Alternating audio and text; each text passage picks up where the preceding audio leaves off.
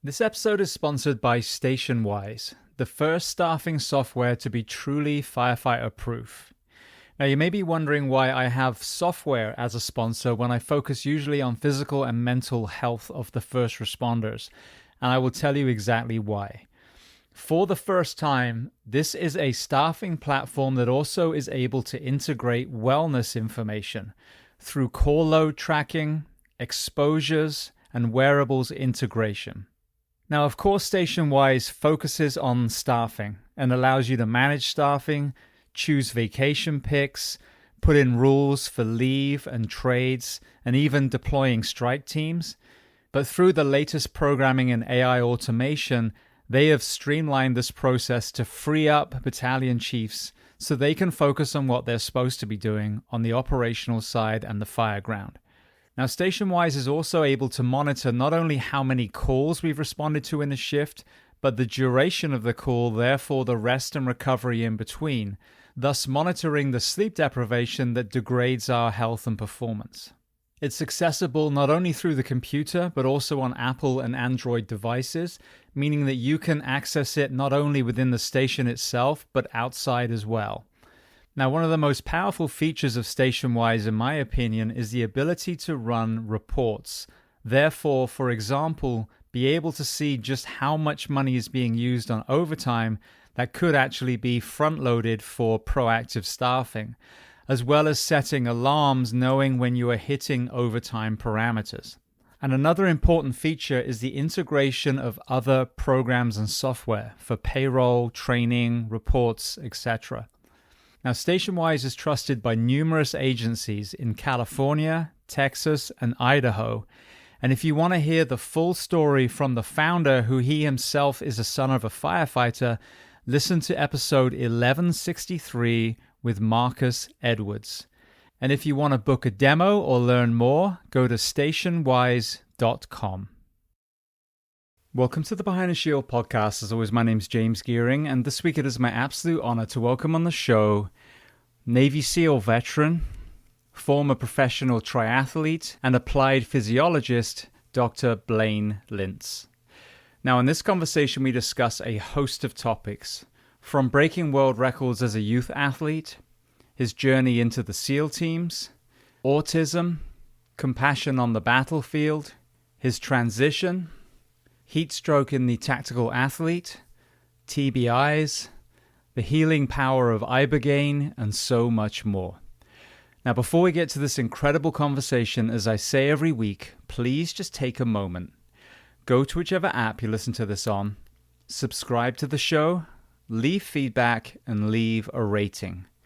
Every single 5-star rating truly does elevate this podcast, therefore making it easier for others to find. And this is a free library of almost 1,200 episodes now. So all I ask in return is that you help share these incredible men and women's stories so I can get them to every single person on planet Earth who needs to hear them. So with that being said, I introduce to you Blaine Lints. Enjoy.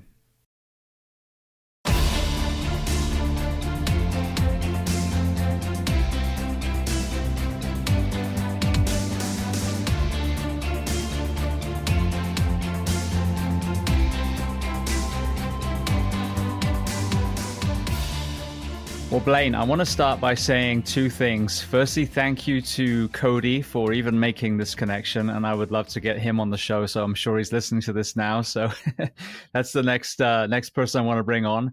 But that being said, I want to welcome you onto the Behind the Shield podcast today. Thanks, James. So where on planet Earth are we finding you this afternoon? I'm in Fort Mill, South Carolina. So I moved out to the South after having lived on the West Coast my entire life. About 4.5 years ago for a PhD that I was doing at University of South Carolina. Well, let's start on the West Coast then. Tell me where you were born and tell me a little bit about your family dynamic, what your parents did, how many siblings. So I was born in Bellevue, Washington, so near Seattle area, in '93. And yeah, my my dad was in the Navy. He was, I think, what would now be in IT. I'm not positive. He's a software engineer. So after getting out, he worked in software engineering. He's been at Nordstrom as an engineer and in their management for, I think, the last like 17 years. My mom used to be a translator, and then she became like an esthetician and working in cosmetics, and that's kind of what she does. I think mostly for fun and for interaction with people now. And then I've also got a sister who she just did her master's in public health, and she's been working in cancer research for the last few years. What was your mum translating? Which is the foreign language? Japanese. So I'm half Japanese. My mom's full, and my dad grew up in Detroit. He's like a white mutt. Because Lints is an interesting surname. So do you know the origin of that? So I don't know a ton about it. I believe that Linz is an Austrian name, but I think so my dad found out that who he was raised the man who raised him as who he thought was his biological dad turned out to not actually be his biological dad. And I think by blood he may have like more French in him, but that's pretty much all I know. And is your mum first generation immigrant here in the US? Yeah, I think she came over probably around when she was 30, but her and my dad met while he was in the Navy. I think they met in Guam. So I don't know what my mom was doing in Guam at the time, but that's how they met. I actually got married in Guam. I was working in Japan for 15 months, and that's like the tourist destination for the Japanese if they want to get outside the island and go somewhere Okay. sunny and beachy. So she may well have just been a tourist over there. Yeah, yeah. And whereabouts from Japan is she from? Tokyo. So I've got a grandma and cousin and uncle that live in Tokyo. So I just got married in Tokyo almost exactly a year ago now. Um, and that was so my grandma could be there because she's kind of past being able to fly around. I think she's like 94 or something. So um, yeah. I have. Besides that, though, I used to go like every summer to Japan. I went to school there over the summers for a few years when I was around like 6 to 8 years old. But my parents got divorced after that, and then I kind of hadn't gone back to Japan for like 15 years or something. I think it's always interesting when people have a lens on other countries around the world, especially obviously if they've got family there. So, for example, my English family, too, my mum and my brother moved to Portugal, and there's some amazing innovations in Portugal, like what they did with addiction, decriminalization in Portugal. They took their horrendous opioid crisis and reversed it completely by just putting it into the hands of the medical community, not the criminal community. When you have traveled back and forth, what are some of the things about Japanese culture that you think maybe we should be looking at here in the US? Well, you've been to Japan, so you are aware of this, but I mean, I hadn't been for a long time, and I used to go a lot, but it was pretty mind blowing how how much cleaner and safer it feels, no matter where you go, and I really appreciate that. Um, I yeah, I'm a quiet person. I'm not super social, outgoing, or loud, so I'm not someone who has any issue with people kind of keeping to themselves on public transportation and stuff like that. So I love that, and I love the culture around people taking care of their own trash, and how, despite there being no public trash cans almost anywhere, you could go to the busiest part of Tokyo, and you're going to be hard pressed to find a piece of trash on the ground. I saw an article a while ago that in Japanese schools, I don't know if it's all of them, but certainly in the examples that they were given, the children clean their own school. Oh There yeah, is no janitor. that was how it was for me when I was younger. And yeah, the school food is so much like better and healthier too. It's not like, yeah, it's not dog food or whatever. Yeah, it's pretty good. And then at the end of the day, you're cleaning, and instead of you moving around classrooms, the teachers will move classrooms. And I feel like even from what I can remember, the sort of recess time was a lot more active than what I was getting in the US. I know the Japanese, I think it was in the 80s or 90s, there must have been some hint of some health kind of decline. And so they actually nationally looked at what a portion size would be, and they controlled it, which is where you see a lot of the bento boxes and those kind of things, I believe. And then, as you alluded to, the schools served in Japanese food have to be made from scratch. The sauces, everything. And you contrast that. I had Joel Salatin on a few weeks ago. I didn't realize, but those big Cisco trucks that come and bring all the processed shit to our schools in America, that's actually expired food. And that kind of food goes to our schools and our prisons.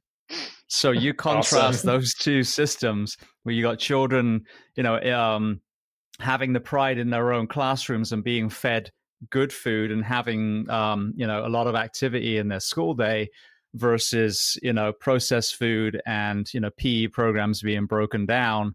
And then we wonder why those two cultures have very different health outcomes. It's it's pretty interesting, and I'm not too surprised. Well, speaking of exercise, what were you playing and doing as far as sport and exercise when you were in the school ages? So I I've always approached any sort of activities I've done with one of my strongest autistic tendencies is a hyper fixation on a certain thing, and when I was younger, I know my parents at minimum had books on how to deal with a child with autism, and my sister's really outgoing and was popular in high school, so I know it wasn't her that they were concerned about.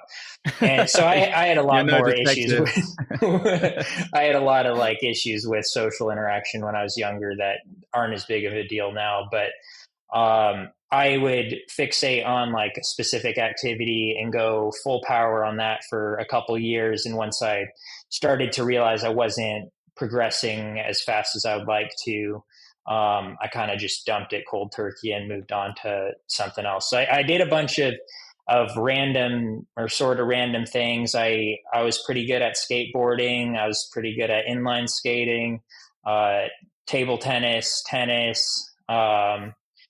and I also played a few different instruments for probably 8 years. I played alto and tenor saxophone and clarinet. And then once I got to middle school, I kind of found cycling, and I'd never been like fit at anything since I was like 8 years old. In swimming, I was okay for an 8-year-old swimmer. I was a little bit competitive, but yeah, after stopping that, I gained a bunch of weight. I was kind of a fat kid going into middle school, and I mean, most of the negativity that came out of it was me putting that on myself, but uh, I didn't like it, and I didn't like being fat, so I wanted to do something about it.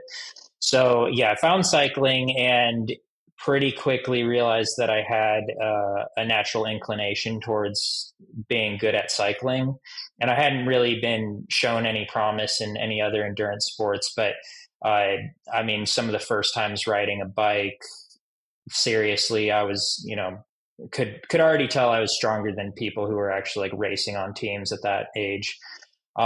So I got into that, did a 2 day, like 210-mile ride, Seattle to Portland. It's a really big bike ride that gets done every year. And I did that when I was like 12 years old. And after that was like, okay, like I definitely have a knack for some categories of endurance. So going into high school, I started swimming again because I had swam when I was younger. And then I was like, okay, well, I'm swimming and biking, and then ran like a 24-minute 4 mile in freshman year of high school. and that was the fastest I'd ever run before. And it's not like mind blowing fast or anything. It's not gonna get you to D1 running or anything like that, but it was decent. So I started doing triathlon, um, and yeah, again realized that I wasn't going to be great at anything short, so I started pushing longer and longer distances. And I think I was the second youngest person to ever do a half Ironman. So I did my first one when I was 14, and then I did another one when I was 15. And I was on track to be able to turn professional pretty soon after that, but still felt like my progress was kind of slowing. So I made a shift over to ultra marathon running, and that's definitely where I found the most success relative to other people, just because there's no other 16-year-olds that were doing what I was doing, and so it kind of culminated with breaking the, it's technically considered a world best, but 100 miles in 18 hours and 26 minutes and 113 and a quarter miles in 24 hours. And I did that when I was 16 around a track at the University of Washington. And is pretty much a month before that was when I kind of found out about the Navy SEALs and started considering it as a possible route for what to do next. And yeah, as soon as I did that 24-hour run, I was just like on to training for buds. When you look back now with this lens you have on exercise physiology and neuroscience, what were, whether it was the kind of emotional elements of your upbringing and or any kind of genetic gifts that you had as far as the physiology side that allowed you to excel at such a high level at such a young age? I I truthfully think I had so much insecurity because of being fat and socially awkward that um, I often use the ultra, like I mean I was training 30 hours a week in high school, and I think I was just kind of using it as an escape from dealing with other stuff, and like the thought process was kind of like, well, if I'm breaking world records and I'm a high level athlete, like training a bunch, then like I'm not a loser. Like that was kind of the thought process, and I was like, well, if I can do more of these hard things, I can, just prove to myself and to everyone else that I'm not a loser. Which, you know, I heard Navy SEAL training was the hardest in the world, so I was like, okay, well, those guys definitely aren't losers. And so there was that. And then I think that combined with me not being exceptionally gifted when it came to any sort of sport that you'd see in D1. So I wasn't crushing 5Ks in cross country. I think my fastest time ever was like 16:50. So it's like, it's okay, but it's not going to get you to be a good college runner whatsoever. Um, and so, yeah, because of all the insecurity, I knew that I could run further, and I believed that I had something uh, a little bit unique when it came to a mental toughness or aspect of it that allowed me to do some of these hard runs. And then I just, believed in myself. It's become very apparent now through almost 1,200 conversations, especially some SMEs like Jake Clark that have really opened my eyes on how many of us that put a uniform on have some struggles early in life. And if they're left and they're ignored and they're pushed down, it can be a fracture to our foundation. But Mm-hmm. if they're addressed, they can be an asset. They could be resilience. When you look back now, post Ibogaine, which obviously we'll get to as well, were there elements of your early life that you think contributed to some of the struggles later on? I think the social awkwardness and the being fat thing really did it. My parents getting divorced when I was 8, and there being lots of fighting in the house, and I mean it was kind of insane for a bit. And I don't know how it impacted me, but my wife's a therapist, and and she says it probably didn't help. Um, so yeah, all those things kind of work together. But besides that, like I had I grew up in a pretty wealthy area. My parents weren't super wealthy, but I definitely didn't have like a rough upbringing. Yeah, well, they say you don't compare trauma, and I think this is it. I've had people that were literally boy soldiers in Sierra Leone, and I've had people that was simply the middle child that felt unloved, and I actually ended up seeing them with their parents at, sadly, a celebration of life, and I saw exactly the trauma there. There was an absence of love in that relationship. Two very, very different traumas, but both were very impactful in those people's lives. Mm-hmm. When you reflect back now, it's interesting. There's that, I think it's an Einstein quote, unless the internet is judging a fish by its ability to climb a tree.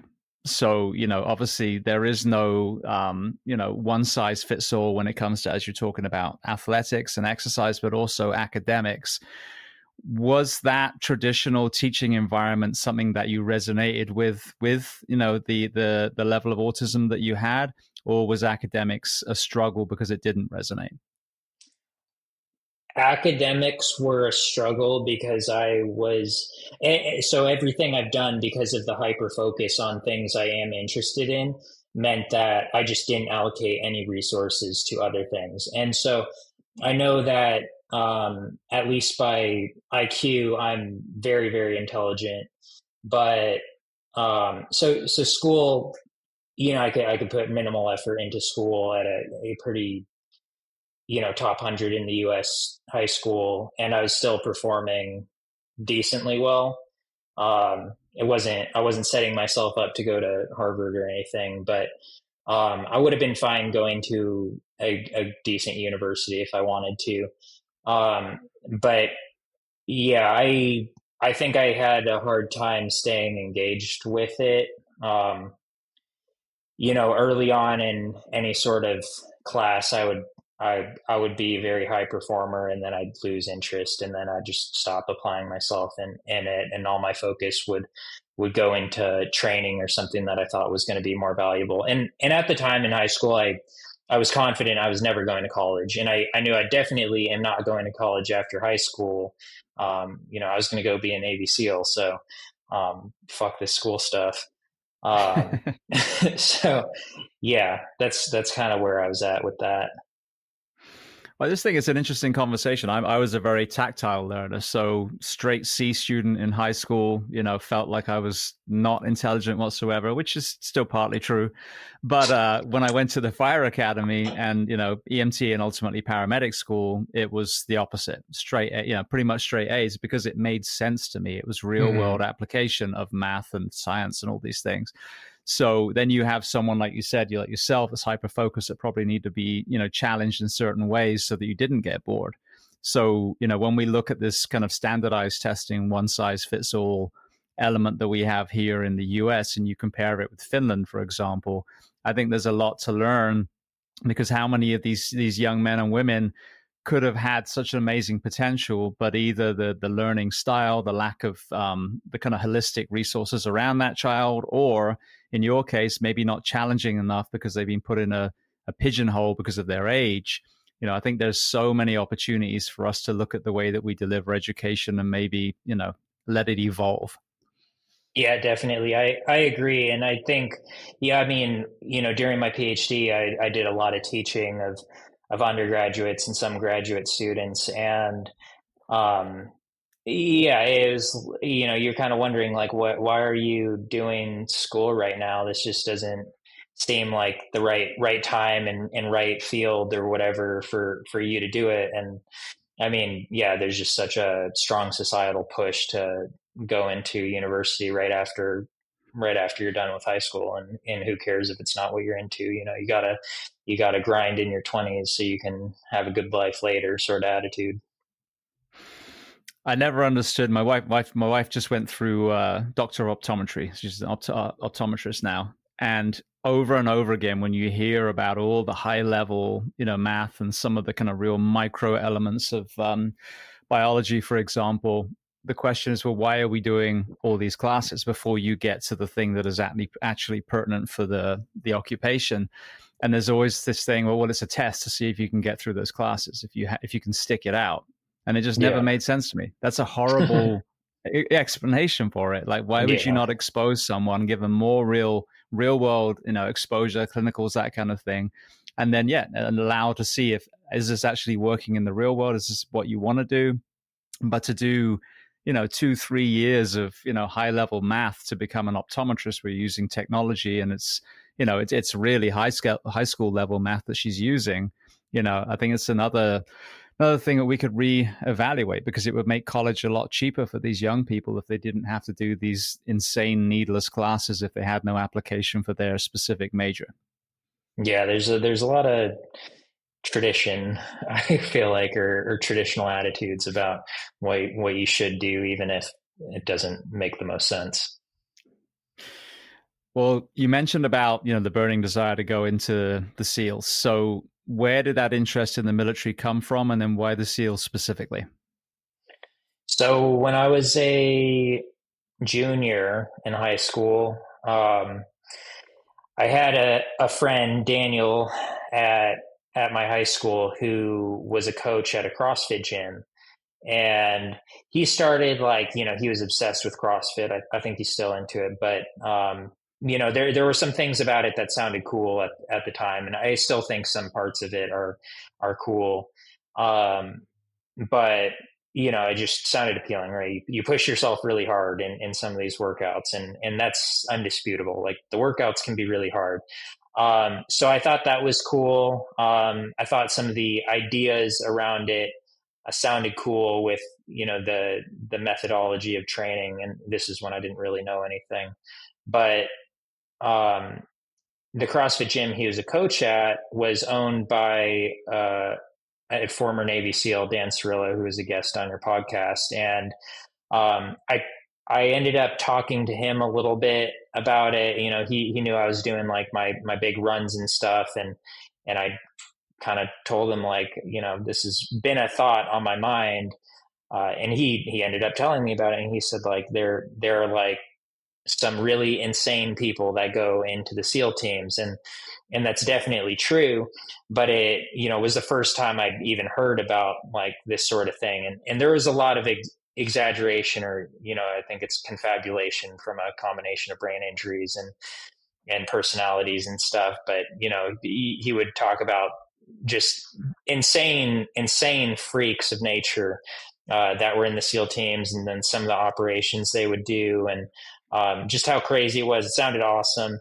And he was pretty clear, like, it's the hardest military training in the world, which is arguable, but that appealed to me a lot. So I thought it sounded badass, and I I really thought that, like, that was going to make me not feel insecure anymore. Like, that was my path to not being a loser for life. And, my, if I have kids and grandkids, then they'll be proud of me when I'm older.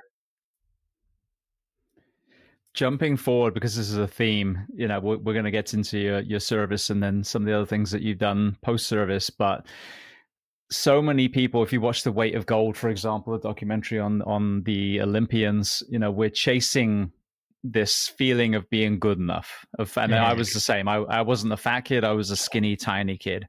And I always felt insecure. I always felt small. I always felt vulnerable. And even now at 51, with a lifetime of strength and conditioning and martial arts training, I still feel like anyone in the grocery store could kick my ass. It's still a little voice in my head.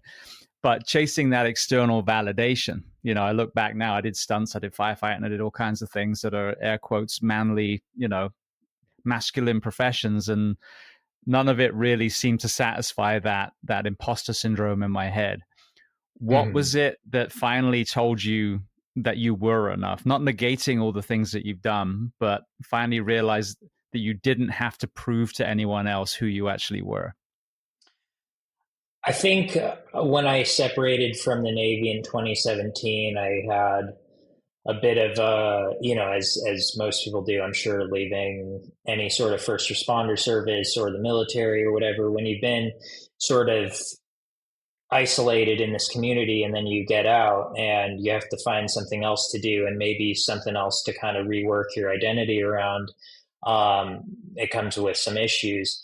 And I think I spent the next couple of years trying to find something that was just something to do, like, that was prestigious next. And then I, as soon as I got pushing down that route, I would figure out, no, this isn't really what I want to do, and I'm not gonna do that. But I ended up finding exercise physiology, and I got so excited that you could study exercise. I just thought it was was awesome because I loved exercise, and it came to me really really quickly because I already had a lot of practical understanding from doing so many different things under the umbrella of exercise. And so all I needed was to just put a name to, different like metabolic processes and stuff like that. So it came really easily, and I realized that I loved learning about exercise. I loved talking about it, researching it, whatever. And so that ended up being what I wanted to do next. And it kind of felt like it was the first time where I was doing something that, um, I was doing it because I actually enjoyed doing it. And I didn't just like suck the fun out of it right away by trying to be the best at it. Even though, like, I do want to know my stuff when it comes to the field that I'm educated in. But yeah, definitely don't have the same pressure around it. And then yeah, this past year, since doing ibogaine for the UT Austin clinical trial in January, I've kind of used that as a springboard to really trying to rework the way I think about motivation and the things that I'm doing and why I'm doing them. And so it's an ongoing process, and I wouldn't say I've like completely achieved it yet, but I think I definitely have a better sense of why I'm doing things, and I think the reasons are more authentic now than they used to be. When I first transitioned out, I volunteered for a fire department for a heartbeat locally. And it just wasn't the right fit. Again, I felt like I was, like a ride along student rather than a member of the team. And then I kind of took a step back and like, well, am I really making a difference there? And the answer was really not, and any event that didn't require a huge amount of extra hands. And then I was like, well, what am I doing it for? And then I realized there was an element of that ego, that identity still that I was hanging on to. And so I think when I realized that I'd finally turned that corner was that I could tell people that I'm a podcaster. Because when you say Mhm. you're a firefighter or a SEAL, people are like, oh, wow, that's what you do. When you tell them you're a podcaster at 51 years old, it's a whole it's a whole different response. But that's when you realize, okay, I don't care what other people think. And then you also realize, well, the mission is the same. I'm still trying to help people be better, help people suffer less, help people hopefully not die. So the mission is exactly the same, but the uniform is different now, the costume. Did you have an element of that yourself, that you realized you're kind of on this same path? It's just a different identity now? Yeah, I mean, yeah, I don't have like a clean answer to give you for that. Yeah, I guess can you rephrase the question a little bit? Yeah, no, it just when you look at someone and say, I am a SEAL or I was a SEAL, that's an easy thing to say as an identity piece. You're still clinging to that part of the that you were um, strong, that you were capable, that you were able, that you were serving. But some of these other exercise physiologists, podcaster, it's a little less front facing, as it were, as far as the mission. So have you been able to turn a corner now and separate from the military part as far as identity and actually settle into the identity as a researcher?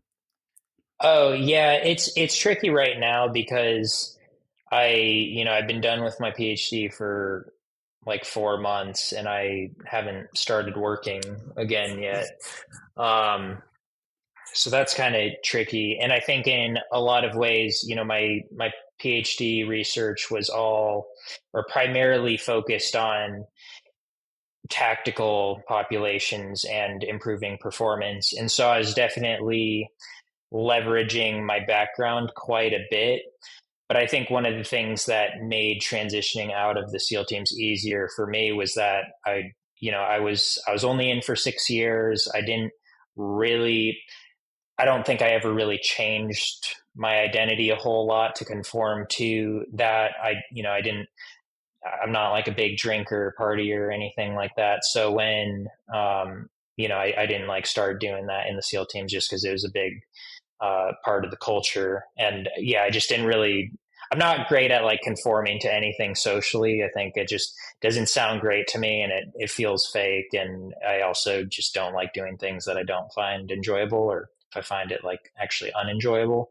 So yeah, I haven't had a ton of issues with that identity piece. But I'm happy with where I'm at because it's kind of like I've gotten to combine some of that experience, and I still get to talk about it a little bit and still get to benefit, or give back to that community. But also, yeah, I have been able to really get into some of my scientific research and start viewing benefiting, the special operations or tactical population community from an academic perspective, and what I can do now in this new situation to give back. Well, you mentioned about the high level of endurance athleticism that you had prior to the teams. What elements of your upbringing served you well in, buds and selection, whether it's the physical side and or the mental side? I think the biggest thing, truthfully, that all that preparation did for me was I had experienced really, really low points already, and I knew what it felt like to want to quit something and then, not. A lot of people go to Bud saying that they're never going to quit. And I was, even at the time, I thought that was goofy because like you don't know, you haven't done it, right? Like you just don't know. And no one goes there saying they think they are going to quit, or most people don't. But there is a shift that happens at some point for some people, and that leads to them quitting. And so, like, how do I know that that's not going to happen for me? So I think I had some of that humility around it, just because I had already experienced what it felt like to want to quit. I'd kind of, I'd really, really think about that feeling a lot, and just kind of try to tailor my expectations of buds to that experience, and kind of give myself the expectation that I was going to feel that low through it. So in that sense, I was mentally prepared for that. I also knew that I had great mentorship too, so I had good expectations going in about like what Buds was like. I had felt like I had already got some good exposure to the type of experience that Buds was, but ultimately you can't prepare yourself for 6 months of Buds day after day, and all the all the chafing, the physical discomfort, and all that stuff that comes along with it. You just don't know how you're going to respond after that long. But I did know that because I had such a extensive background of endurance volume, that I felt pretty confident I wasn't going to develop any sort of overuse injury. And if you're fit enough and you don't quit and you don't get an overuse injury, then you're probably good. There's like pulmonary edema that happens for some people, commonly in Hell Week. But that's kind of just one of those things. Hopefully you don't get it. The part that I wasn't prepared for was I didn't really expect how difficult it was going to be to not be I'm not the average personality type of people who go into the SEAL teams. And it definitely showed in Buds. Like I had a couple close friends, but to most people, they thought I was like weird, and yeah, it's just kind of stupid now that I look back on it. But at the time, it was pretty uncomfortable and it kind of sucked. So that part was actually harder than the typical mental and physical struggles that people deal with going through Buds. Well, I think that underlines, the thing that keeps us going is that cohesion, is that shared suffering, is, forging that team. But if you, during selection, feel like you're not part of that team for whatever reason, personality type or performance or whatever it is, I can see how that would make it even more challenging to get through. Yeah. Yeah. And I still had, I wasn't like hated or anything, and I still had friends in it, but I did have lots of people on the peer evals writing that I was weird. So I can relate. All right. Well, then, where did you find yourself deployed over those 6 years? So first deployment was to United Arab Emirates.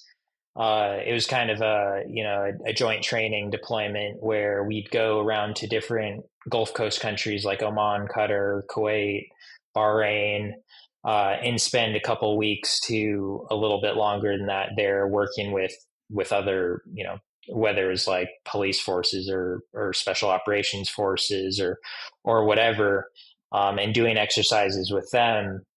Um, that was kind of that deployment. So it wasn't a combat deployment. It wasn't as, some of it was kind of like a vacation.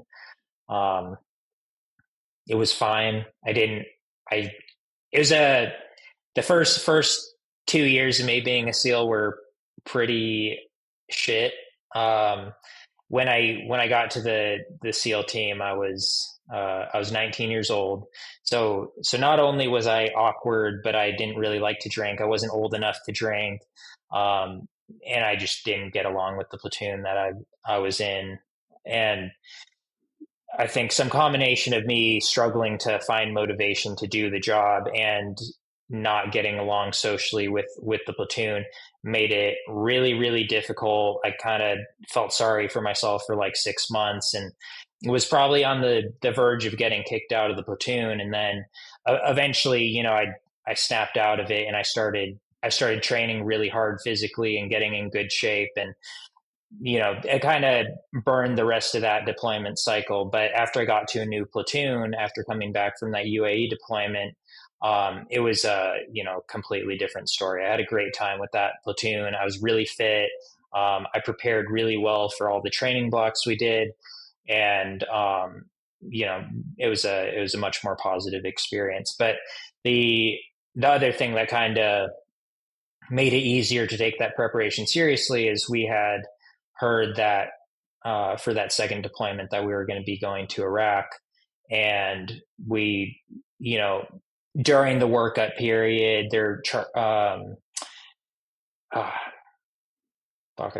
I can't remember Chuck Heavy was killed in I think May of 2016, so it was a little bit before we went on deployment, Charles Keating, and he was actually at one of the sites that we ended up going to, and we didn't have, any crazy firefights or anything when we were at that site, but there was just thought about this could be like a real deployment this time, so I better be prepared and on my A game for it. So I did do that.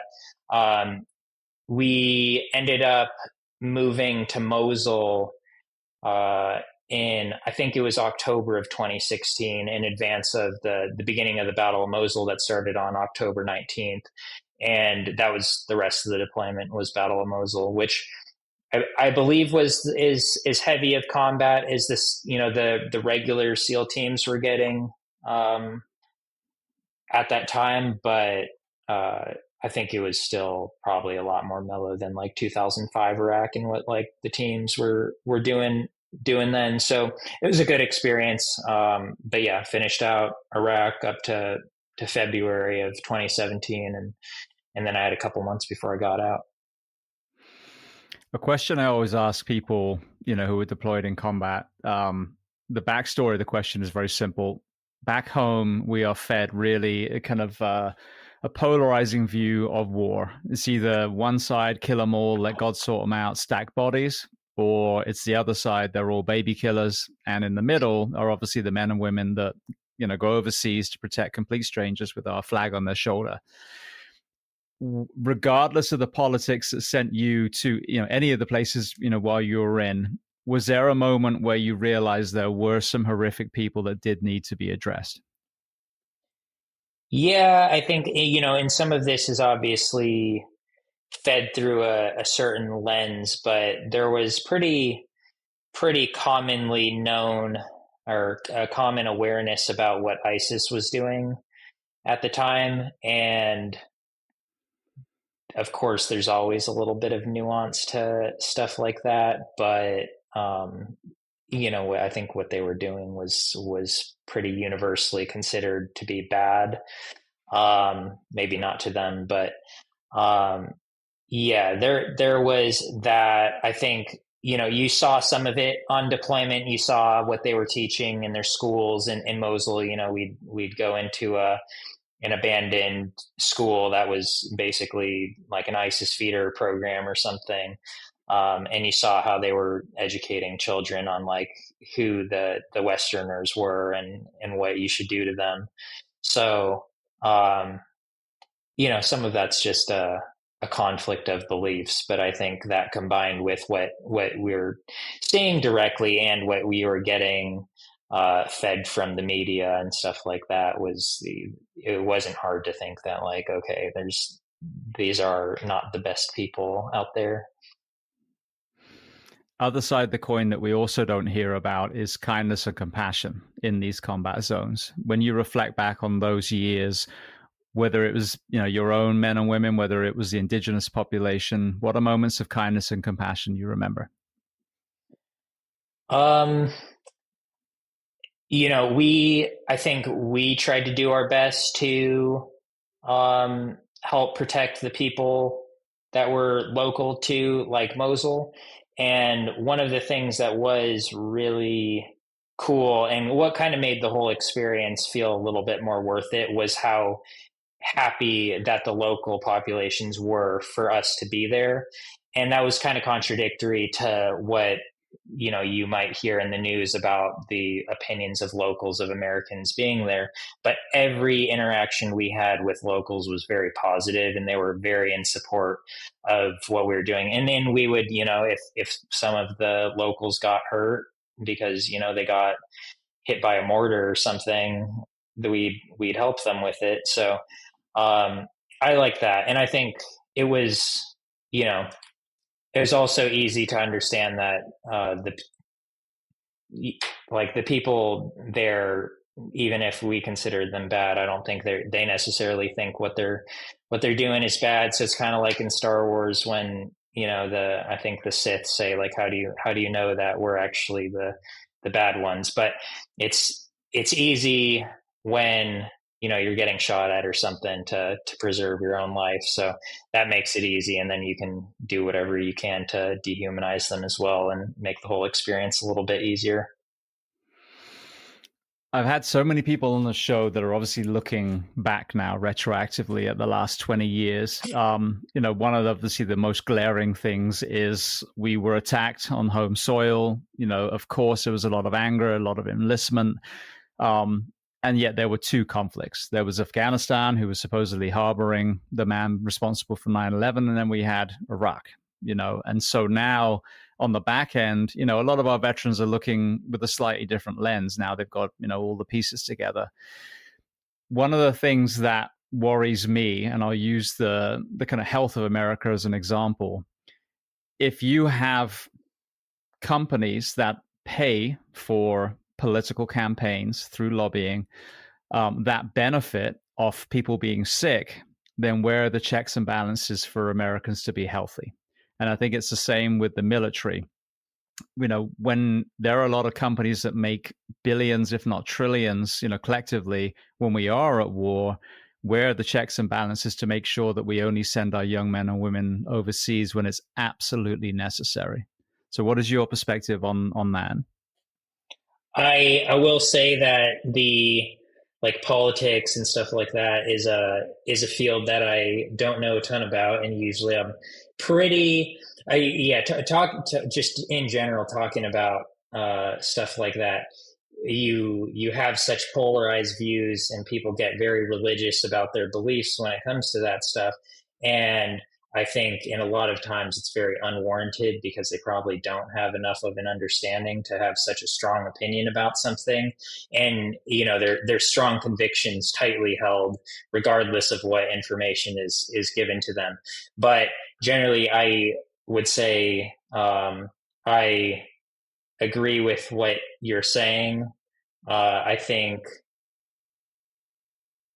yeah, there was a lot of like hate and stuff early on that it was probably I think public opinions were definitely skewed by what the media was feeding out. And I think it seems like some of the perspectives from like the veteran community have shifted a little bit in terms of like, was the Iraq war being fought because of the reasons that were initially being pushed out. And yeah, again, I'm not super educated or informed in it, so I don't want to like say anything that makes me sound like an idiot. No, I think it's an interesting, but like you said, I always stand right in the middle. I mean, I can't stand politics, but I think, hearing the voices of the people that were there, like, what does James Gearing know? I never was never deployed. So let's transition then out into the exercise physiology world. So when you found yourself in that space, what were some of the first things that you started focusing on as far as your studies and then ultimately research? Yeah, I was working at after I got out of the Navy, I started working for a privately funded disaster response organization, and it was called Global Support and Development. And initially, it was very concentrated with like smoke jumpers from the fire services. We had a lot of like Air Force PJs. We had team guys. We had Green Berets, and we even had special forces from like Australia and stuff, or the UK. And so it was a super cool mix of people, and I ended up kind of shifting into a human performance role while I was there. And the first exposure I had to exercise physiology was the NSCA's Certified Strength and Conditioning Specialist certification. And I just bought the textbook for it because I heard that it was the hardest of the reputable certifications to get. I had like a 60 something percent failure rate for the first attempt. Um, and as soon as I started reading through the textbook to help you prepare for it, I was like, I'd never taken in information so easily. And so it was just, I could just read through the book, and then I took the test and I did very well on the test. And I'd never had any academic training before that. Like before that book, I didn't know what the Krebs cycle was, or I hadn't, heard of like aerobic metabolism besides in the context of like actually training exercise. So that was super cool to me. But I think the main things that got me really excited were mainly being able to tie it back to endurance. I'd spent the last couple of years powerlifting, uh, and getting decent at that too. But I think I have a more natural interest in physiology related to endurance performance. I think it's just a little bit more complex, and also just more interesting, and there's more to be understood that can contribute to better performances than there are with strength training. So yeah, that's kind of what got me excited at first. There seems to have been a running theme of less is more when it comes to training. When I was young, it was the kind of bodybuilding when it came to lifting, and it was just the, Stallone montage, just train yourself into the ground was the mentality. But when I speak to the MMA coaches, they're not doing full contact, sparring every single session because they're understanding TBI and CTE and all these other elements now. When you look at CrossFit, yeah, the high level CrossFit competitors might be in the gym all day, but to get a benefit, 3-4 sessions a week, and you're going to end up being very, very fit and very, very strong if you're consistent. When it comes to the endurance training, what, if at all, what has been the shift over the last few decades as far as the way that we're training people for marathons, for triathlons? That's that's kind of a nuanced topic, and it's definitely one that gets debated quite a bit. Um, I'll say there are numerous examples on either side of the spectrum that could push you to believe that one is more beneficial. One approach to training volume is a little bit more beneficial than another way. But I'd say generally, it's very clear that there's a extremely strong link between training volume and endurance performance, pretty much regardless of the distance or race duration. Assuming you're not talking about like any sort of sprint sport or very anaerobic intermittent like exercise.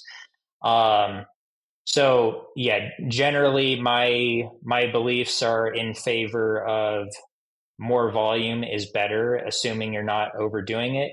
And one of the goals should be to develop capacity for more volume over time. Um, there are exceptions to that, though. And for example, David Roche, I can't remember if it was Western States or what last year, but he broke the course record, and I don't remember what the time was. I want to say it was like 14 hours or something for a very hilly 100-mile race. And he wasn't training super high volume. I think he said something like he was training like 10 to 12 hours a week. It definitely wasn't high volume compared to what you would expect for a 100-mile runner of that caliber. But then I think you can find a lot more examples of high level endurance athletes like the Norwegian triathletes right now, especially, Christian Blumenfeld's my favorite one, if you know that name. But I think he's perhaps one of the best endurance athletes of all time. And he, over the last several years, has trained an average of 30 to 35 hours a week and many 40-hour weeks.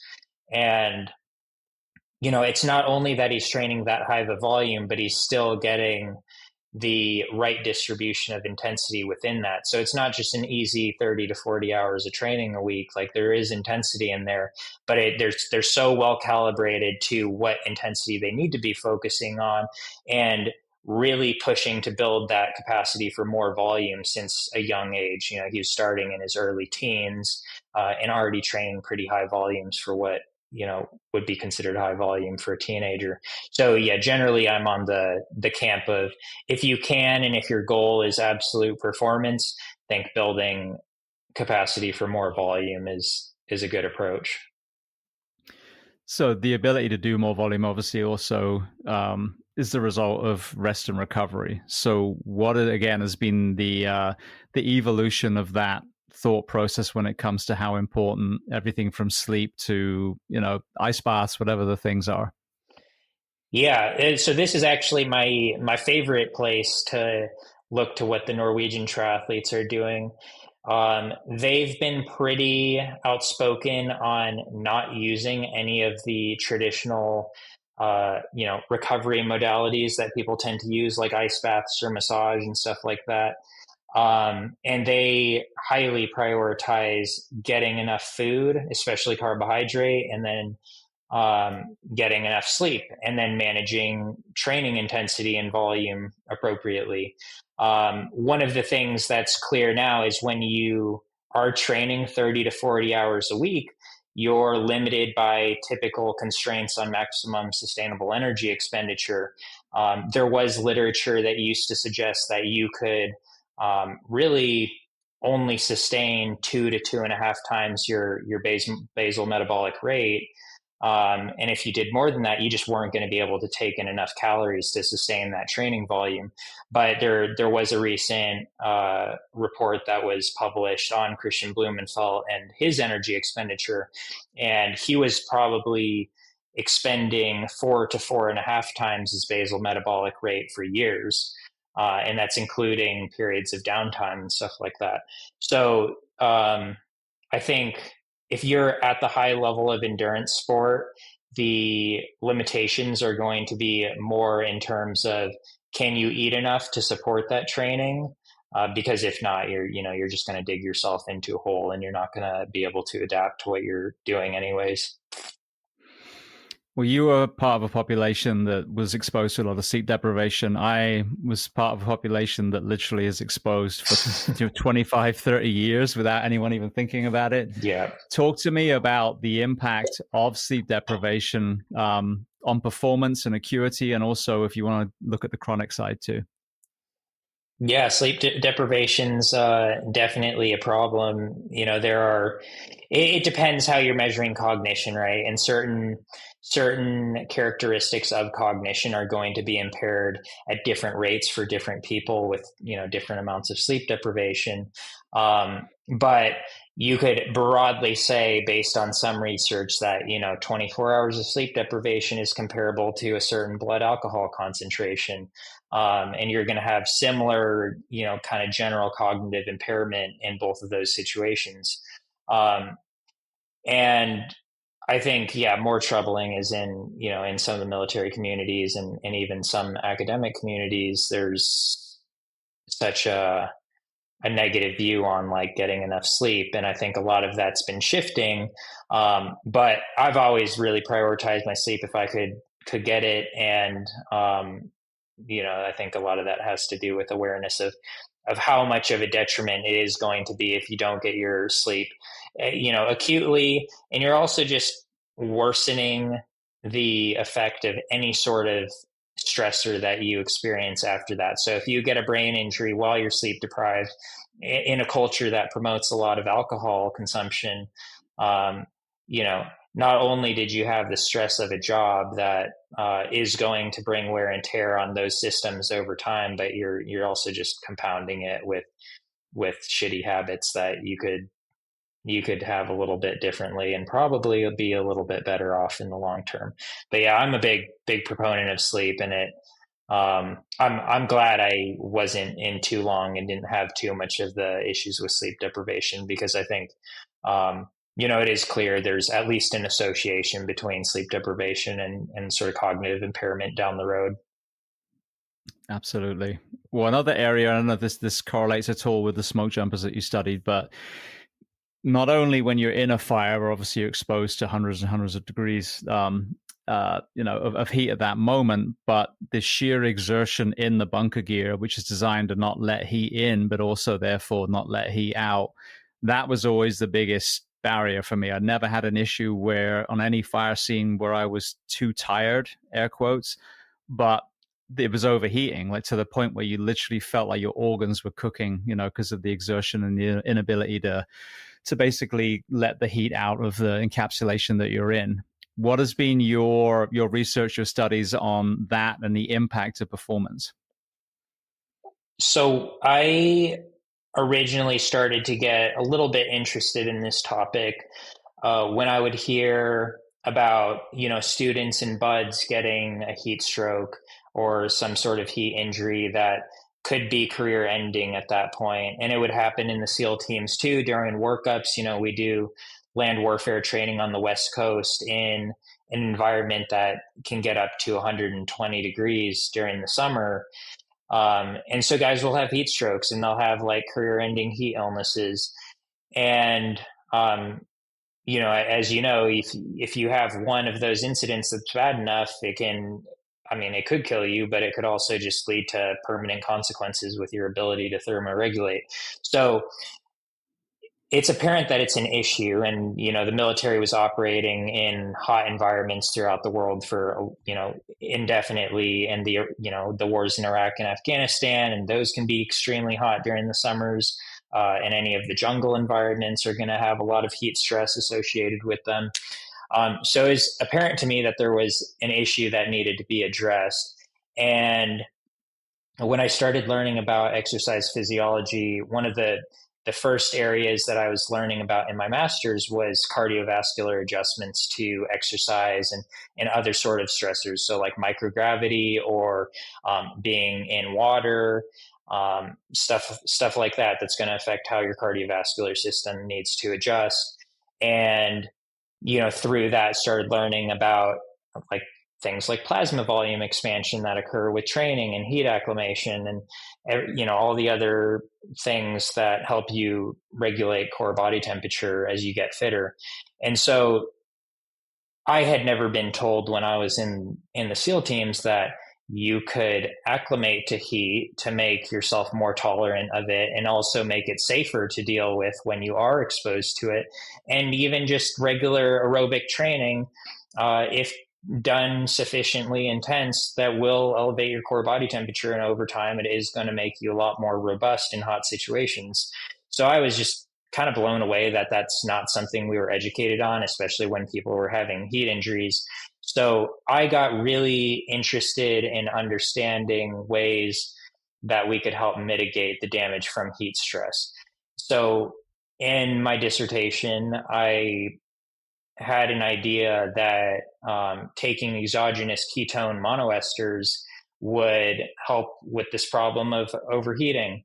And the initial reason was that when you overheat, you start to have a reduction in blood flow to the brain, which, beyond that, you also have the discomfort to the heat. You have maybe dehydration. There's a bunch of factors that contribute to you having impaired cognition as you overheat. Um, and it's thought that mechanistically, like one of the causes is this reduction in brain blood flow. There had also been pretty extensive research showing that ketones, whether they're the monoesters being ingested orally or like a ketone IV infusion, um, can increase brain blood flow quite a bit. And not only that, but there are numerous studies linking ketone monoester consumption to improve cognition in situations where you would have an impairment. So think you're running a 100-kilometer ultra marathon. You're not going to be performing cognitively at your best at the end of that after 12 to 24 hours of fatiguing exercise. But if you take ketone monoesters, you can potentially maintain baseline levels of cognition, at least in pretty simple tasks where you would normally have a drop off. Same with hypoxia. There's been research showing that you can be in a hypoxic environment, and having taken these ketone monoesters, that you can actually preserve your blood oxygen saturation, and you can maintain your cognition at normal baseline levels. And normally that would be an issue. So ketones have been shown to improve cognition in those environments, also in certain neurodegenerative disease states and certain metabolic disease states where cognition becomes impaired. Um, so it seemed like a logical conclusion to make that these could help with the cognitive impairment that you see when you overheat. And not only that, but ketones can be administered prophylactically if you know you're going to experience a brain injury, and that can help mitigate some of the damage. They can also be given right after. So I believe the NFL is giving people ketone monoesters if they have like a concussive event. Um, and I know that in some clinical settings, they'll give intravenous ketones if you have any sort of brain injury. And I don't know like how across the board that is, but I know they can be helpful, and they can also speed recovery for brain injury. So a bunch of reasons why tactical populations might want to be looking into these at least. So my research on these ketone monoesters was to answer the question of can taking these help preserve your baseline cognition when you overheat. So what we did to test this was we took very fit individuals, so VO2 max is above 55, but we had an average of VO2 max of about 59, and which is high, but it's not insane. And I was hoping that that would be a little bit more representative of the special operations populations. And we basically had these participants exercise on a treadmill with a weight vest in a heat chamber, pretty hard for 90 minutes. And we saw average core body temperatures between 103 and 104 degrees at the end of this, and we tested their cognition in the middle of the exercise and at the end of it. And we found that if you were assigned to the condition that was taking the ketone monoesters, that you were going to perform better cognitively on the more complex cognitive tasks, because those were the only ones we saw reductions in. And not only that, but at the end of those 90 minutes in the last round of cognitive testing, we had the participants take off their weight vests and then do a time to exhaustion test at a very high intensity. And the condition receiving ketones also outperformed the carbohydrate condition that we used as a comparator by about 27%. So pretty robust findings when it came to the cognitive improvements and the physical improvements. And that was a big deal because ketone monoesters historically have been shown to impair high intensity exercise performance. There are a number of reasons why it might have been a little bit different in this. One being that ketone monoesters have never been tested in heat, as far as I know. But yeah, pretty interesting. And, that's another area that I'd love to keep working in is with the ketones. I always like to look at the evolution of man to really kind of line up with some of these studies. For example, let's take the carnivore diet. I don't believe that many human beings historically had access to that much meat that they could eat it 3 times a day. But Yeah. but there's a removal of processed foods, and yeah, that's probably the biggest of the wins. When you look back historically, what are the elements of human evolution that's maybe mimicking the ketosis that's creating this kind of protective response, evolutionary that you'll be able to mimic with these ketones? So I don't think it's complete. There's a lot about ketones that's not very well understood.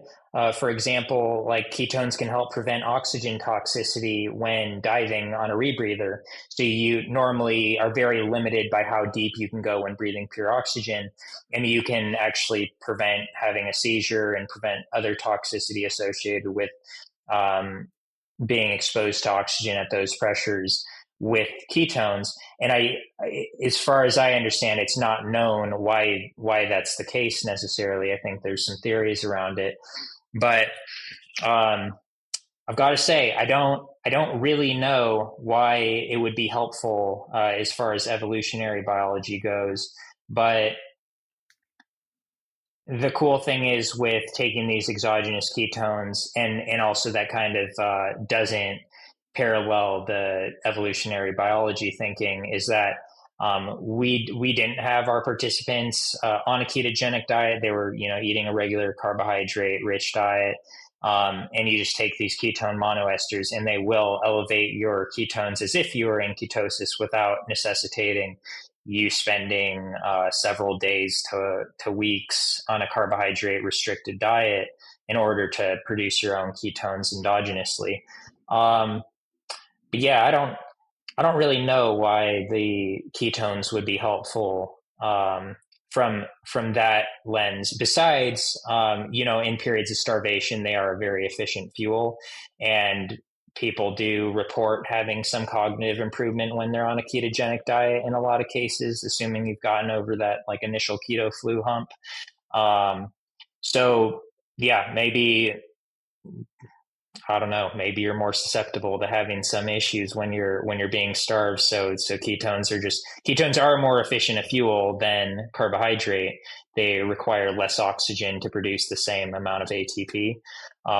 So there is something beneficial from that lens. The other thing when it comes to brain injuries is that the reason that brain injuries, one of the reasons that they can be a little bit tricky to deal with is that um, they basically impair glucose metabolism. And so your brain ends up in an energy deficit.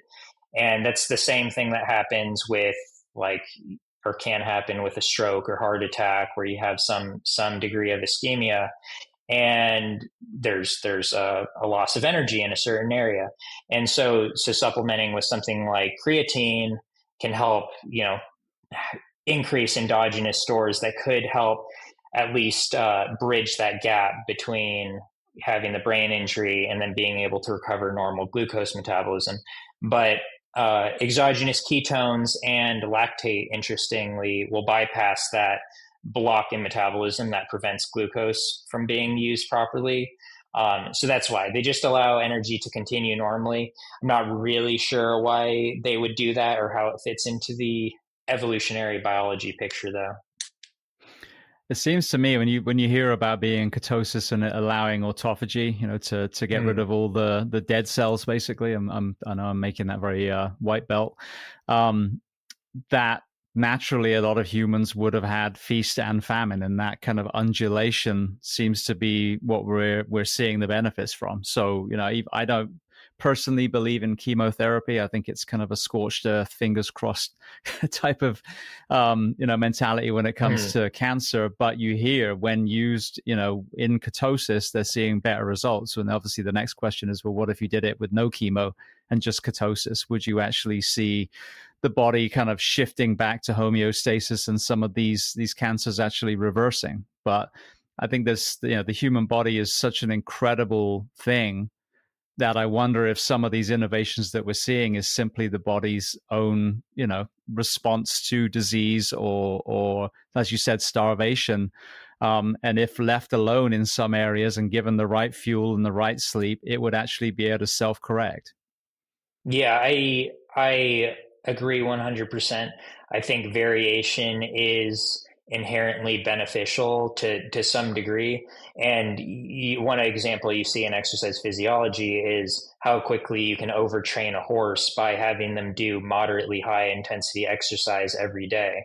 Um, so, in order to train a lot, you're going to have to vary your intensity. So you're going to have to do your low intensity work and your high intensity, because just doing high intensity wouldn't allow you to accumulate the training stress that you could by kind of distributing things a little bit differently. And I think that the same thing is true with metabolism and health and anything like that is it helps you to be working through a range of different physiological stressors in order to have your body be more flexible in different situations. So yeah, I completely agree. Flipping it on its head, what about cold and cold exposure? A lot of the SEAL training involves that. I think that's a lot of even the people that ring the bell is because of the cold so much more, not so much as far as the the cardio and the endurance element. I had Wim Hof on the show, and you watch some of the incredible things that he does, not just himself, but with groups and groups of participants. What have you seen as far as thermoregulation on the cold side? So I know there are some benefits to cold when it comes to different types of brain injury. Like, I believe you want to keep the brain cool after any sort of concussive event, but like neonatal brain injury, definitely you really cool these babies for like a couple days after it happens. Is my understanding. I'm not like an expert on neonatal brain injuries, but there there is a lot of buzz around cold therapy now, and I think a lot of it's a little bit overblown. It's kind of like I used this analogy with my friend earlier today, but it's like arguing over which position you're doing your hamstring curls at the end of your leg day workout. It's just it's like a 1% thing that might make a difference. I think generally, like if cold plunges make you feel better, that's probably a reason to do them. I like doing them, so I go to a sauna cold plunge place like sometimes a couple times a week, and I do spend lots of time in a cold plunge. But I don't. As far as the evidence goes, there's not any reason to think that like doing your cold plunge is going to have a meaningful effect on your longevity.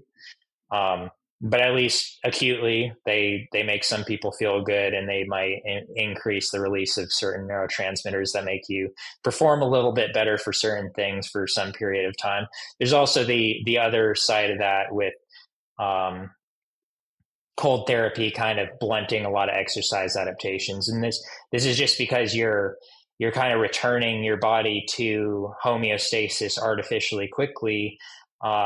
So in the case of like inflammation being necessary as a signal for adaptation, and heat stress being a necessary signal. And so if you jump in a cold plunge right after your exercise and you just bring yourself back down and remove some of those inflammatory processes, you might not have as much adaptation. Um, but yeah, besides that, I don't think the cold stress is quite as interesting as potential benefits and applications of understanding heat stress. When I was early on in my sports science career, and then even like the lifeguarding, when it came to injuries, it was RICE, rest, ice, compression, elevation. And as you progress through, I actually went to UF to finish my bachelor's years and years later, and they were actually changing the way they were talking about it, and they weren't using ice. And again, going back to evolution, I believe that the body swells for a reason. It's encapsulating the injured, part of your body. It's flooding all the things that it needs. It's painful for a reason because you don't want to step on the thing that you just almost broke. Yeah. So again, it was counterintuitive when I look back to be like, well, just like you're talking about, well, how do we inhibit the very process that the body knows it needs to do to salvage this injury?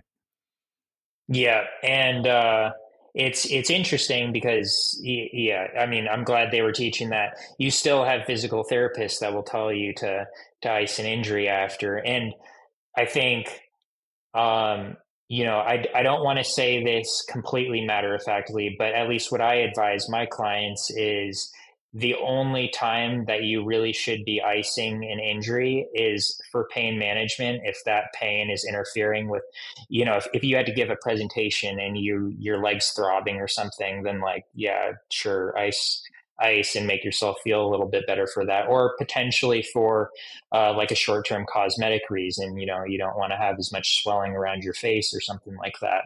But besides that, I generally advocate for heat and then as much movement as you can tolerate without aggravating the injury. Well, speaking of, head injury we were talking about a little while ago, some of the psychedelic, research and just observational, results of like I said, the psychedelics, the plant medicines are very, very exciting when it comes to brain health. But obviously, there's that psychological side as well. What was it or let me rephrase that. When did you first even come across this kind of therapeutic option? And then what made you join the research study in Austin? So I've been a long-term advocate and supporter of whether it's recreational use or it's therapeutic use. Um, there's obviously a ton of talk right now around how miserable ibogaine is, but like I found ibogaine to be a very enjoyable experience as a whole. Um, and and I think in some ways it's right there. There's a push for this messaging because it makes it sound to people who are scared of anything labeled a drug that if it's fun, then it's also bad.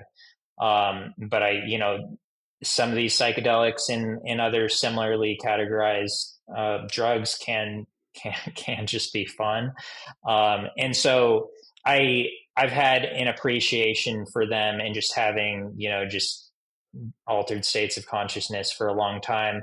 My first I did salvia once in high school, which is crazy. So that was actually my first exposure. But besides that, I was pretty I've smoked weed less than 5 times in high school, and I didn't drink, so that was pretty straight through high school. But the first kind of what I consider to be like the first meaningful experience with any drug or psychedelic was MDMA, and uh, MDMA was amazing because I was able to go to like a music festival and have like the best night of my life. Which before knowing about MDMA, I would have never gone. The only reason I went was because I was like, oh, well, I kind of want to try these drugs and see if it's all that people hype it up to be. And yeah, that was like a life changing experience in itself. And it wasn't just because it was in a therapeutic setting. Like it really allowed me to have an experience that I don't think would have otherwise been possible. And that did have some long term benefits with opening me up socially. Um, but kind of since then, I'd experimented with different substances a little bit. And when I was a couple years after separating from the Navy, as soon as I separated, I started having issues with insomnia. Actually, right after my deployment, I was having really bad issues with insomnia. And they would come in waves, and they would be accompanied by like depression and anxiety and stuff like that. And it would just be a self-perpetuating cycle with worsening my like just experience of living. So I got to kind of a low point in 2019, and I tried taking some LSD and going skateboarding, and actually that was like one of the most therapeutic experiences I've ever had with a psychedelic. It just gave me a different perspective on how I was getting in my own way, and kind of some of the things that were contributing to my unhappiness and my insomnia at the time. And right, within 2 days of that experience, my insomnia started improving really, really substantially and really quickly. So I was appreciating the application of psychedelics and some of those experiences. And I'm sure you're even more likely to have a positive, beneficial experience on your life if you do those in a controlled setting with proper preparation and integration after. Um, but fast forward a couple of years, I'm on my second year of my PhD, second of 4 years, and I had the idea to pursue Ironman triathlon again, and thought, this is the time, right? I'm kind of getting to an age where if I start later than this, I'm going to be too old to be competitive. So I started pushing Ironman triathlon training pretty aggressively. And then on my second season, I was able to turn professional. Um, but trying to turn pro in such a high volume sport while doing a PhD, and having some sleep issues and some hormone issues and stuff like that it was, I don't know if it was worth it. It was a good experience, but I felt like trash. Um, and I was pretty miserable at the end of that. I was extremely burned out. I was just not enjoying anything. My mood sucked. Um, and then I got an email from Navy SEAL Foundation saying UT Austin's doing a clinical trial on Ibogaine, and you can get paid like $1,200 to go do Ibogaine. So I was like, oh hell yeah. Because I'd been offered Ibogaine. I was put in touch with Mission Within and Martin Polanco in 2019 through Dan Cirillo. He knew I was having a kind of shitty time around then, and so he put me in touch with Martin. And at the time, I was like, I didn't know anything about Ibogaine besides that, like, it's the only psychedelic that really, really can warrant some additional medical supervision, because of the cardiotoxic risks. Um, but besides that, didn't know anything about it. It just sounded wacky to me. I was like, I don't want to miss a week of my training to go to Mexico and do some really the craziest psychedelic of them all. Um, so I passed on it then, and fast forward to end of 2024, when I got that email from Navy SEAL Foundation, I immediately signed up, and that's what got me into the Ibogaine study. So talk to me about that experience. As you mentioned, it'd be more recreational prior. Now you're in this very kind of, rigid setting. What was your experience this time? It was, I know some of it is made a little bit more difficult because of, I don't know, maybe it's my autism or something, but I kind of struggle with the traditional like preparation and integration models. It feels unnatural to me, and I don't really get it. Um, but I saw the value in it. I really enjoyed going to UT Austin and doing their cognitive measures pre and post Ibogaine. So I loved part of the experience, especially because I was doing cognitive research, but I wasn't doing it at the level of detail that they were for that study. All the work I was doing was very applied, and applied work has limitations with equipment and like what you can do while people are exercising or in a heat chamber or something like that. But we did several hours of functional MRI. We were doing EEG, which does get used in exercise physiology some. And we were doing a lot of clinician administered tests. So it was just a cool experience to see how they were doing that. The Ibogaine experience itself was, I think, and I've had friends who have shared this too, but one of the most amazing things about going to a retreat like Mission Within to do Ibogaine is you get cared for in a way that I think some people have never been cared for ever. The people there are really doing it because they believe in it and because they want to help. That's at least that's the impression I got. And I remember Punky, who was my trip lead. He is kind of in charge of our group when I went to go do it. He was so present the entire weekend, And it made such a big impact on me. I was like, how can you be this present and like this like connected with everyone the entire time? It felt like something, you know, he had to do once in his life. And he told me he does it like potentially 3 times a month for the last couple of years, or for, you know, for the majority of the last couple of years. So I was blown away by that. And it's, yeah, if you hadn't had that experience, haven't had the experience of someone like caring for you like that while you're in like a vulnerable position, it's pretty transformative. The ibogaine experience itself, I also found enjoyable.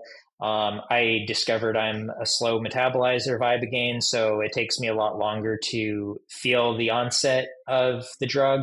It also takes longer for me to clear it. So, you know, I wasn't able to eat for 36 hours after basically ingesting the ibogaine. Um, but besides being pretty nauseous and miserable that second day, the peak of the experience I actually found to be very, like, I mean, it was just a cool experience. Like it feels cool, like it feels good. You have this intuitive sense that it's like healing your brain. And then, you know, that coupled with an understanding of research in that it probably is having some regenerative effects on the brain. It's just a really cool experience to have. And I didn't have some sort of crazy life review that some people have or anything like that, but I did have an interactive experience with it. And, um, yeah, it was just really great to be cared for like that. The experience at Mission Within was amazing. And, you know, I'm definitely a big proponent of it now. I was going to ask you that, but you just answered the question, because so many people, when they do, ayahuasca, 5-MeO DMT, ibogaine, there's this assumption that it was when they were at war, when they were, in a fire engine, that was going to be where all their trauma was. But so often it's actually earlier life that they really start unpacking. Did you have any kind of semblance of that at all? Or was it, as you said, more of just an experiential thing this time? Yeah, I would say there's nothing really that stands out to me in my life as a significant source of trauma or behavior like modification, like any big event. Um, but I still have I tend to have a blunted response when it comes to a lot of psychedelics. So I've taken like very high doses of mushrooms before, like extremely high doses, and I don't have a huge experience compared to what a lot of people would have at even like a quarter of that dose. Um, so I just, yeah, tend to have some sort of blunted experience in that sense, and I don't know why that is. It might have to do with the tism or something. But either way, yeah, I didn't have anything obvious that connected it to something from childhood. Um, and yeah, there's nothing like scary about the experience. It was pretty pleasant. I felt good. I did feel euphoric, and until I needed to get up to go to the bathroom, and just I get nauseous really easily. So as soon as I moved, I was just blah, the entire time. Um, but yeah, I can't really think of anything that directly tied it to my childhood. I didn't have like visions, but I did have an interactive experience that I think helped me to feel more emotion. That's, I struggle with empathy a little bit. And I think that's part of my personality that I'm trying to work on. But I definitely was able to feel a lot of a wider range of emotions during that experience. And that was very helpful for me after that. I I've been offered multiple times to go to everything from ibogaine to ayahuasca, and I was just asked to go with the group literally yesterday. And at first, I'm like, well, because my draw is to MDMA specifically. That's something that I've done recreationally that I had an absolute blast on. Oh yeah. Um, but then I was like, well, why have I got resistance? Because I think it's psilocybin ayahuasca on the second day, and I'm like, well, why am I resisting this? And I know I've got brain fog. I know I've got a completely blunted adrenal response from a career in the fire service. I jumped out of a helicopter on a skydive in Cairo, And it was kind of like a self experiment because the first time I skydived, it scared the shit out of me prior to it.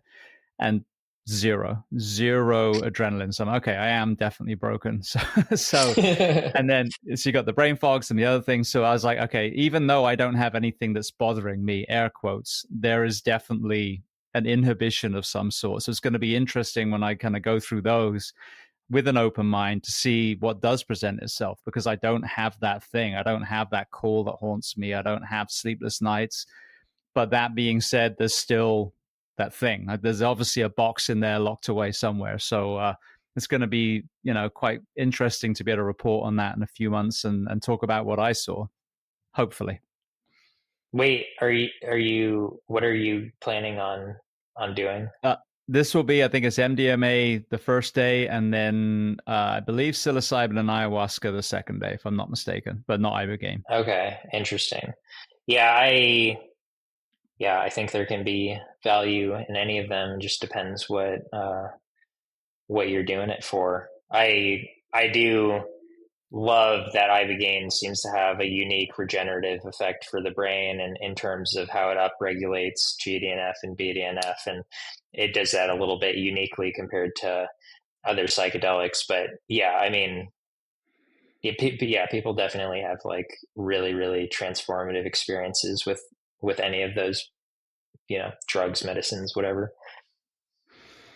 You mentioned about Dan Cirillo being a mentor. I had an amazing conversation with Dan. I think it was very shortly after he had done, I'm assuming it was ibogaine as well, I think it was.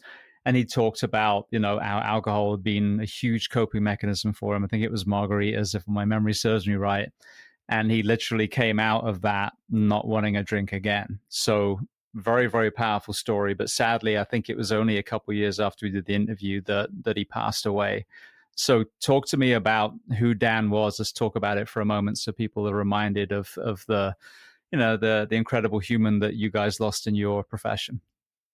Yeah, so Dan Cirillo was interestingly in my Centennial Buds class. So he was in 194 in 1993, and then I was in 294 in 2012, 2013.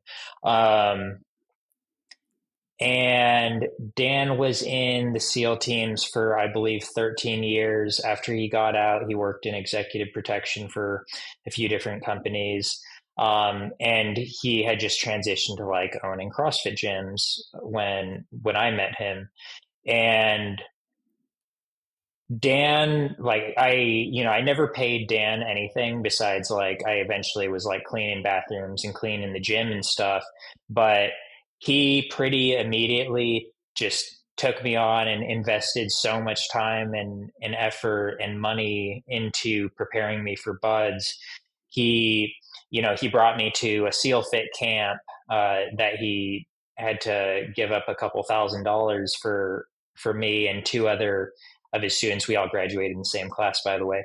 But he did that for all of us just to help prepare us. And so he never asked for anything in return.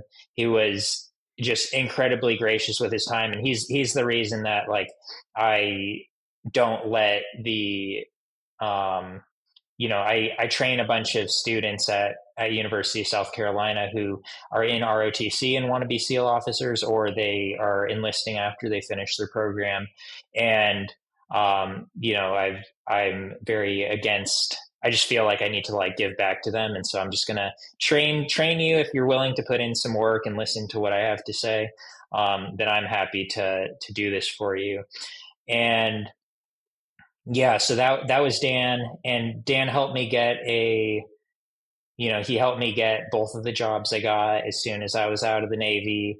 It's probably probably why I'm having a harder time this time getting a job, even though I'm like overall more qualified. So yeah, Dan was such a big part of my life, and I know like a lot of people felt very, very impacted by him. And it was always pretty widely known by people at his gym that he didn't have the best like attitude towards civilians who are complaining about something silly at the gym. and you could see, he had some like anger issues in certain situations and stuff like that. And he never showed it to me, but my understanding is the drinking started to get a lot worse. His health got worse. His problems with anger were getting worse. And yeah, then after he did Ibogaine and 5-MeO-DMT at the Mission Within, like everyone's like, oh, like what happened to you? Like, why are you so happy now? So yeah, and that was amazing. I think the people who go into those retreats with,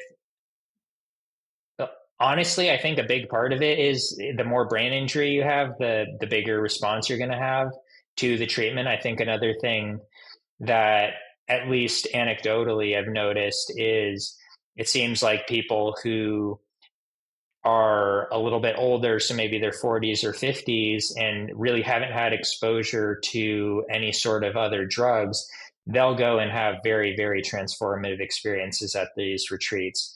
Um, and yeah, potentially, if a lot of the reason for the alcohol consumption was related to certain habits and exacerbated by brain injury, and you're helping to repair some of that brain injury, then yeah, a lot of those things can just kind of get fixed seemingly overnight. And there's also a lot of push around not treating ibogaine or any of these therapies as cures for anything, and that there's still a lot of work required around the experience. But um, regardless if it's having a regenerative effect on the brain that was limiting you in a pretty wide range of areas, and you fix that, like, you're going to have a pretty immediate fix. There's still psychological work to be done after that. But yeah, that's Dan. Dan was awesome. He did a lot for me. Um, and yeah, obviously I was very bummed because he had a stroke a couple years before his heart attack, and after that happened, his mobility got impaired quite a bit. He wasn't able to exercise as much. He would tell me it was a struggle to walk up a flight of stairs. And, but yeah, I wasn't expecting him to have a heart attack, but, unfortunately that happened in 2023. So, yeah, that's Dan. Dan was a breacher, wasn't he, too? Yeah, yeah. So Yeah. yeah, not only was he in a pretty heavy hitting time for the SEAL teams, but he was also exposed to a ton of blasts, and obviously that compounds a bunch of stuff. I think he's probably in a lot of fights too, so that didn't help. Yeah. But going back to Ibogaine, when you were talking about the culture of drinking, one of the things that, again, through this 9-year education that I've had with all these guests, I realized that the way, certainly the group that I'm aware of, the first responder professions, the way that we are selected, aside from obviously the physical and written tests, is the psych test and the polygraph. And you speak to enough people in the psychology, psychiatry space, the tests that they give us, the MMPI, was never meant to be a standalone test. It's part of forensic psychology as a gamut of tests to create a profile of someone. So we've got this kind of box checking test at the front. You do a talk with a psychologist. My most recent one, she was a pack rat, so her own mental health is questionable. And then you had the polygraph, which, I say, I lied through several times. I did MDMA. I did psilocybin Yeah. when I was in Japan, actually. Psilocybin was legal at the time. But, ironically, those are the things that we were just, disqualified for. And now we're using the same compounds to heal people. So there's an irony for you. But what I realize is, because so many of us called to service do have some things, prior, what a beautiful opportunity to heal at the front door, whether it's through, therapy sessions, through a probationary year, or whether it's even through, ibogaine or, ayahuasca or something at the beginning. Because then I wonder, would there be the same drinking culture in military, fire, police, EMS that we have if you were able to heal from day one instead of kind of pushing it down 10, 15 years later? Yeah, I think it is a difficult thing to intertwine with it, especially with how the military and government views that stuff right now. You know, it's obvious when you're going to the recruiter and they either have to disqualify you or prompt you to say something different because you didn't know that you were supposed to lie about everything you've ever done going into Yep. it. But yeah, I think if we were able to move to a place where that stuff is being integrated more frequently, if you were able to come back from deployment, I can't remember who I heard saying this, but they were, I think it was on a podcast, but they were talking about, you come back from deployment and do MDMA together or something like that instead of just blowing off steam by going to whorehouses and drinking. Maybe they both blow off steam, but I think one would certainly have a more productive effect long term. And yeah, I do think that addressing some of the issues that cause people to go into those into those fields in the first place would allow for better longevity in the career. And they'd also just probably lead to like healthier, happier people. And yeah, hopefully get rid of change the views a little bit around the drinking and like sleep culture. I've always said the same FDMA, I'm getting acronyms confused. The same FDA that disproved or disallowed the use of MDMA-assisted psychotherapy in this most recent application was the same FDA that approved OxyContin. So just because a government organization has this kind of prohibition stance, which if you look at drug prohibition, it's got a history of, job justification and racism in the 30s. But just because a government organization says it's wrong doesn't mean it's wrong at all. It's just a law. So, I hope that there is this kind of 180 where, as you alluded to, there's recreational, and we're not talking about that. We're talking about specific clinical application of some of these healing modalities so that we can create a high performer with longevity at the front door. But if bureaucracy is completely, backwards, maybe even because of drug companies, because some of these natural therapies are very, very effective and therefore not going to create a lifelong user, we're going to basically be stopping the very progress that we need to heal our first responders and our military members. Yeah, and on that FDA MDMA note, are you familiar with what happened with that rejection, like why the FDA rejected MDMA?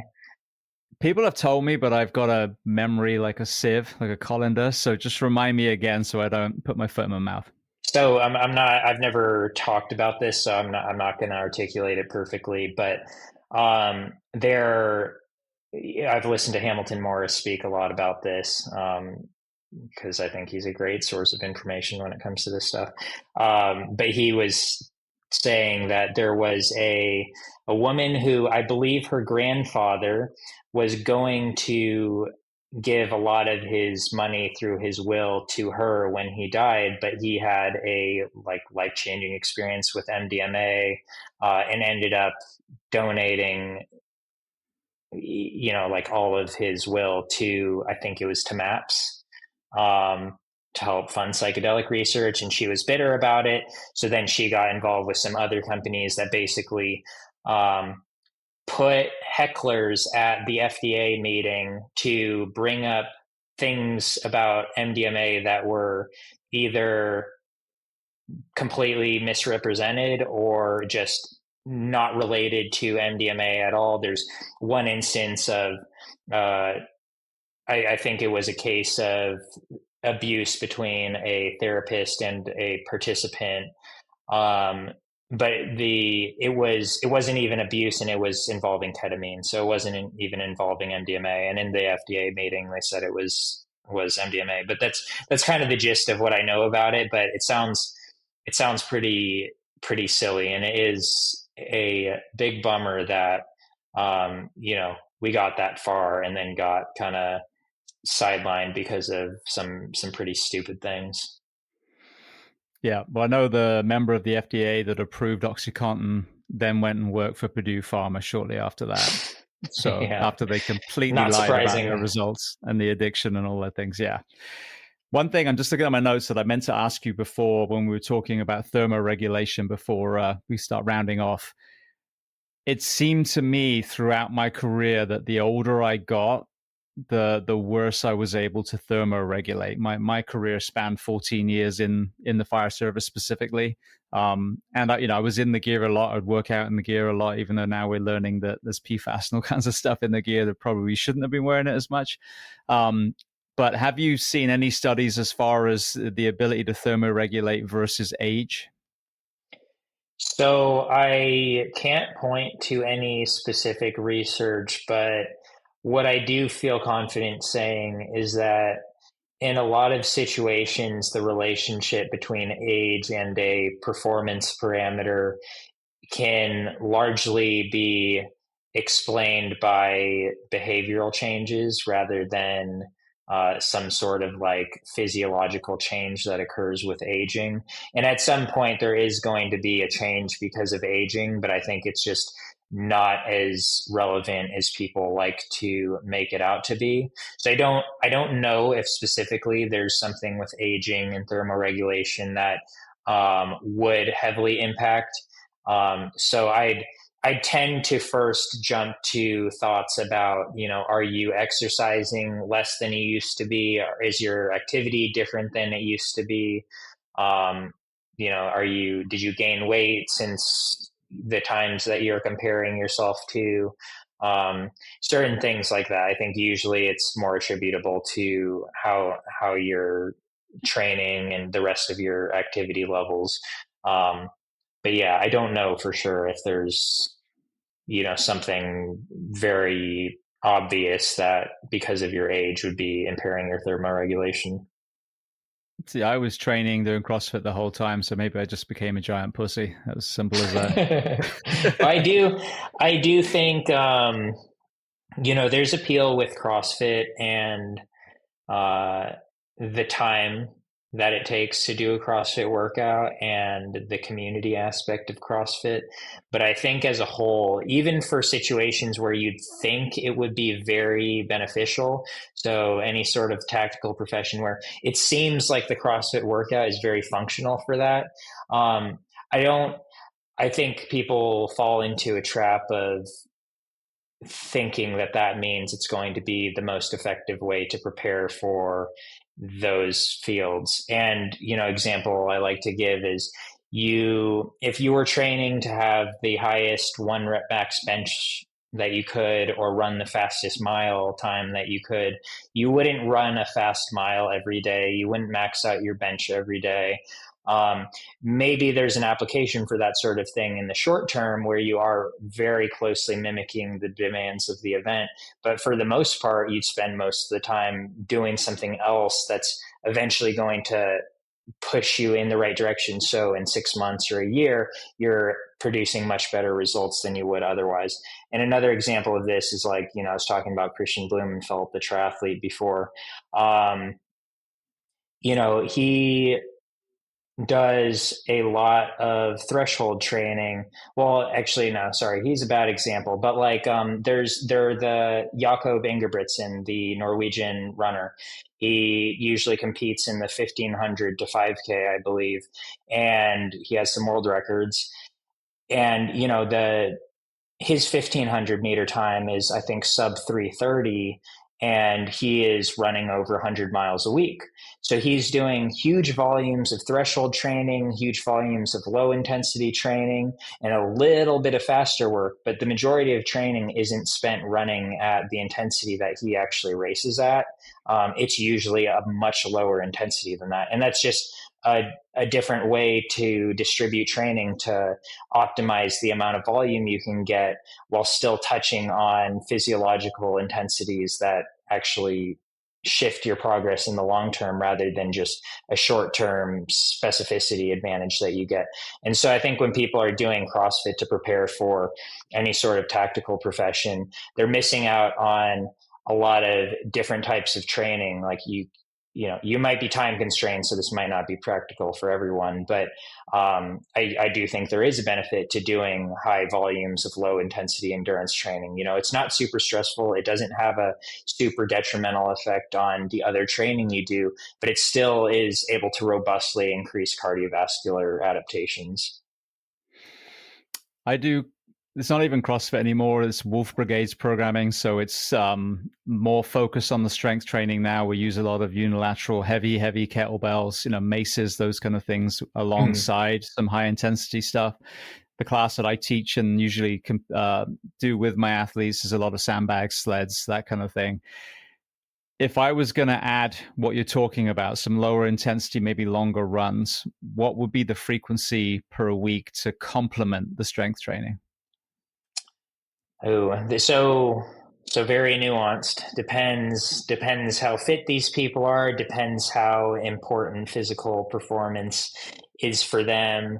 It depends like what their current limitations are. Obviously, you have some genetic freaks who they don't even need to do the aerobic exercise and they're going to perform well.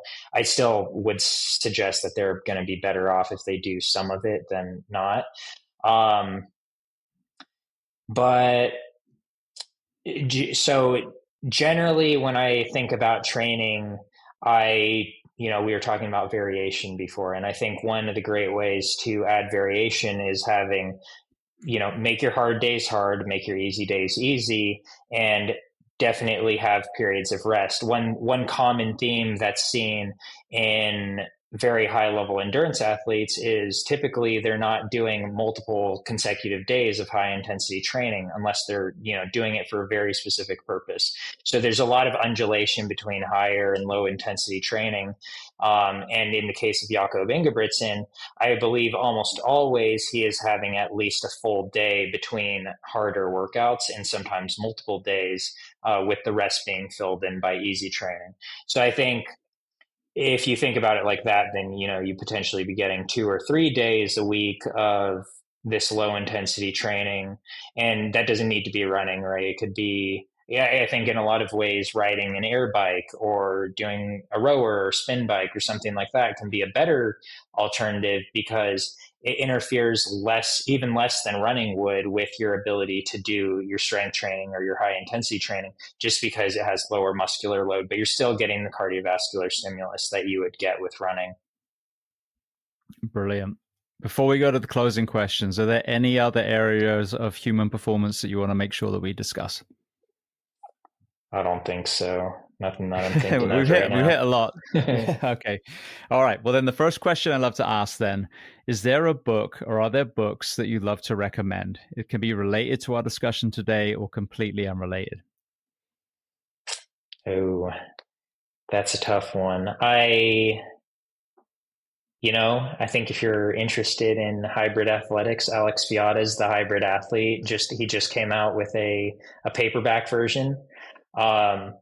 Alex Viada's original PDF, The Hybrid Athlete, back in I think he released it in 2013 or 14 or something, but I didn't come into contact with it until 2018, 2019. And that book is pretty awesome. I think Alex Viada is incredibly smart and incredibly gifted when it comes to understanding how humans respond to exercise and different ways to train that can make you better for very, very unique situations. So if you're interested in the hybrid athlete thing, which is pretty popular right now, I think he's probably the single first resource that I would refer most people to. But besides that, I'm not actually a big reader. I consume tons of podcasts. I read some research papers, but I don't do much in the way of reading. Right now I'm listening to this audiobook called I think it's called The Breakdown of the Bicameral Mind and the Origin of Consciousness, something like that, by Julian Jaynes. And the reason I started listening to it was because Julian Jaynes, who's a psychologist at, I think there were 2 Ivy League schools for 25 years, so somewhat reputable at least. But he has this theory that the human experience of consciousness several thousand years ago was not at all how it is now. And some of that the change had to do with the development of language. But there used to be an experience of, he proposes that humans thought that they were being talked to by gods, which was actually a separation in the chambers of their mind. And so there's just a different experience where you are being talked to and told what to do. And he kind of suggested that it's has to do with the differences in what threshold is necessary to hear these voices. And he gives a bunch of examples of modern day humans, whether it's schizophrenics or in certain high stress situations where you do hit a threshold for where you're going to start hearing a voice that directs you to behave a certain way in a certain situation. So he just suggests that a long time ago that the threshold was much lower. The reason I started listening to that was because Jonathan Dickinson from Ambio was talking in a podcast about how the similarities between the bicameral theory of mind and the ibogaine experience, where sometimes people feel like they're being talked to by gods or by their subconscious or something like that. My experience was, or perception of my experience was, that I was talking to my subconscious during the experience, which is really cool. But other people perceive that differently. So that's why I started reading that. But yeah, I'm listening to audiobooks occasionally, but I wouldn't say that anything has really stood out to me as that exciting. And I do consume a lot of podcasts, sometimes 5 hours a day of podcasts. It's interesting what you said about that separation of the mind. One of the realizations, again, I've had through this learning journey is, there's the old school way of talking about suicide was, how could they? It's cowardly, it's selfish, think of your family. And then you listen to literally hundreds of people that were there, many of whom, thank God, never went through with the attempt, some of whom survived the attempt. And almost every single person said at that point, they truly believed that they were the reason for their family or their friends' pain. And if they just removed themselves, everyone will be happy. And it's, again, we're talking about that voice in their mind. They've convinced them, that very invisible hand that if you stood on the top of a tall building on the edge that kind of pushes you back when you're healthy, kind of has gone round the back now and said, no, you should jump. And then you add in the fact that you're in a profession where you would die for a stranger. Now you've just, amplified that. And then God forbid you're a police officer. Now you've got the mode of execution strapped to your hip as well. But when people see that it's not a thing, that it's this perfect storm of all these contributing factors, from unaddressed childhood trauma, sleep deprivation, organizational betrayal, side effects of meds, alcohol, et cetera, et cetera, et cetera, that they get to this miswiring where their brain is literally lying to them and saying, you are the reason for your family's pain, when the reality is, of course, if you take your own life, there's going to be even more pain on your family, and they do love you. So I wonder if that's kind of tied into that as well, that when there's a dysfunction in the brain, that voice is not only there, but it's a distorted perception of the world.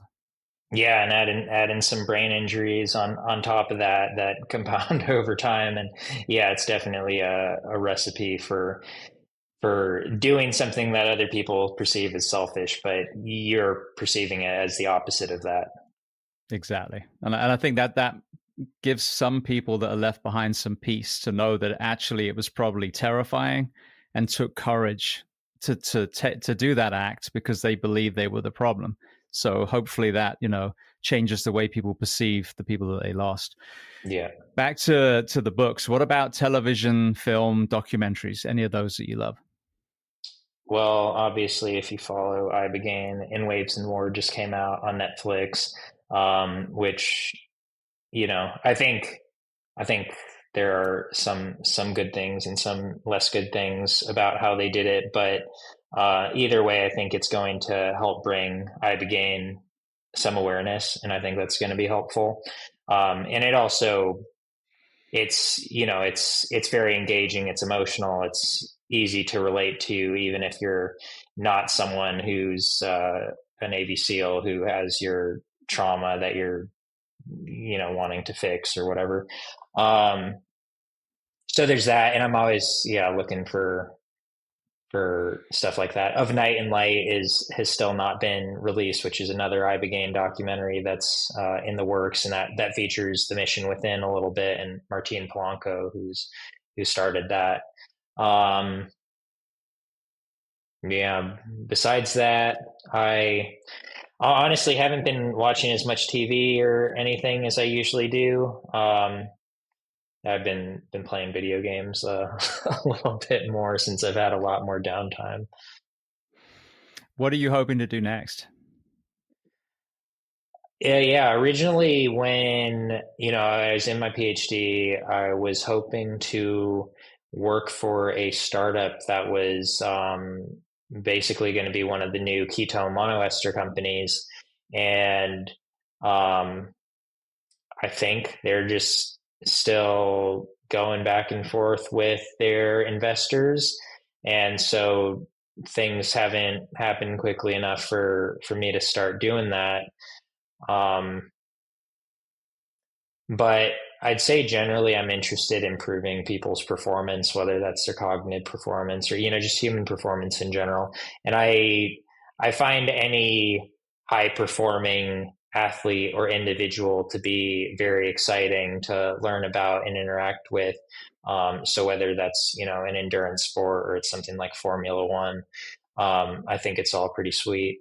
But I am trying to get involved in the ibogaine space a little bit. I think it has tremendous potential, and I love what it did for me, but I love seeing what it's doing for other people.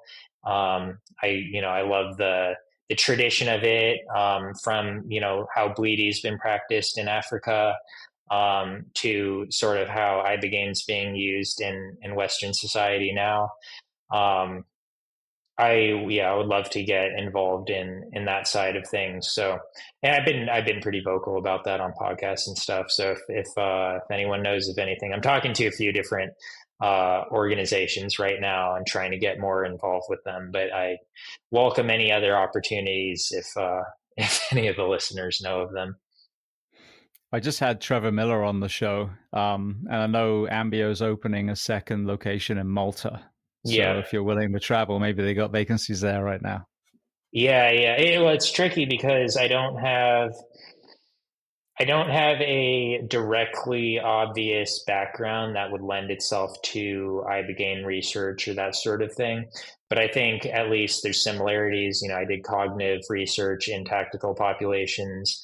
Um, so there's a link there. There's also just having been a SEAL, having been through the ibogaine treatment before, and then being able to see firsthand the issues that ibogaine benefited. So yeah, I think that's probably part of the reason it's difficult. And I also, I think if you potentially long term want to get into this stuff and you want to be in a research role, it's beneficial to, go into a postdoc at another academic institution and get more involved with that specific research while still under the academic umbrella. I just, I felt like towards the end of my PhD that I mean, didn't take till the end, but I definitely didn't want to stay in academia. Seems like people getting very stressed over stuff that isn't as big of a deal as it needs to be in their minds. And not only that, but the pay is not great. The work's pretty hard, and um, potentially things move very slow and aren't as rewarding as I would like them to be.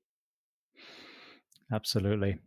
Well, the next of the closing questions, is there a person that you recommend to come on this podcast as a guest to speak to the first responders, military, and associated professions of the world? Oh yes, I've got two. So we obviously talked about Cody, because Cody is one of my best friends and he's awesome. I haven't stayed in touch with a ton of guys since separating from the Navy, but he's someone who's always like been great about keeping in touch with me. I'm just because my antisocialness, I'm just not great at like relationships and stuff. But Cody's awesome, and then another one is Evan McGugan, who is a SEAL officer that separated about a year ago, and he's actually living in South. Actually, I think technically he lives in Charlotte, but he's in South Carolina quite a bit.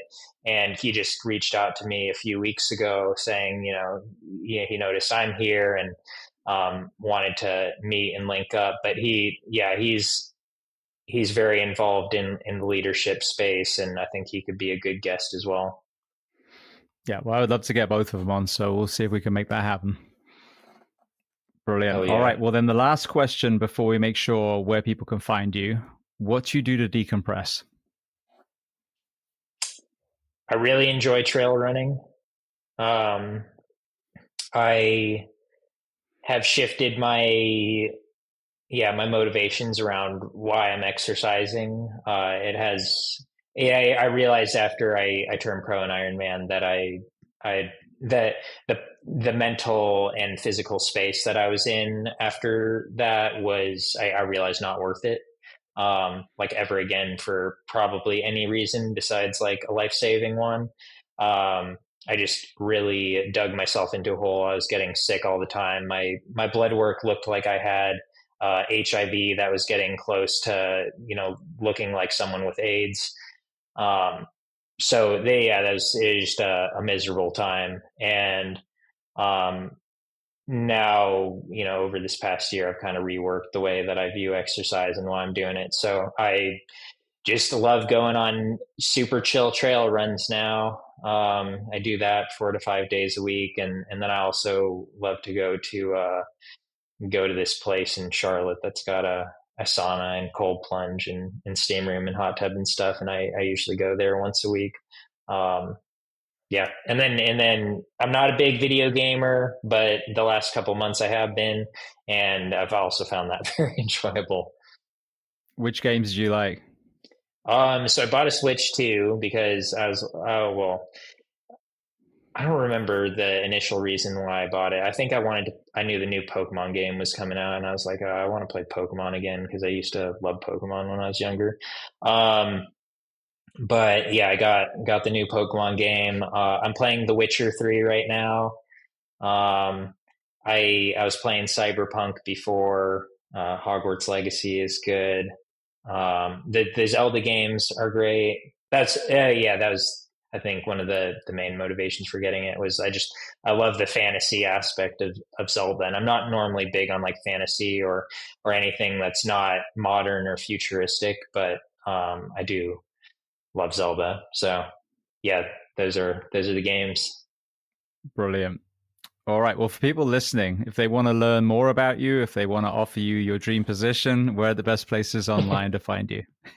So I'm on LinkedIn. I'm not going to read off my LinkedIn URL because it's a series of numbers that wouldn't make sense. But I'm Blaine Lints on LinkedIn. And if there's another Blaine Lints, they're probably not Asian, so you can tell by the picture that it's me. And then I'm on Instagram at Blankets, so spelled like my name, BLAINEKETS. And yeah, usually whether it's LinkedIn or Instagram, I'm decent about responding to people. Beautiful. Well, again, I want to say thank you to Cody, and I want to thank you. It's been such a interesting conversation, having the background that you had as a high-level athlete, as a young man, through to your times with the SEAL teams, and now the research that you're doing and the ibogaine. I mean, there's so much that we've talked about. So I want to thank you so much for being so generous with your time and coming on the Behind the Shield podcast today. Yeah, thanks for having me on, James. It was fun.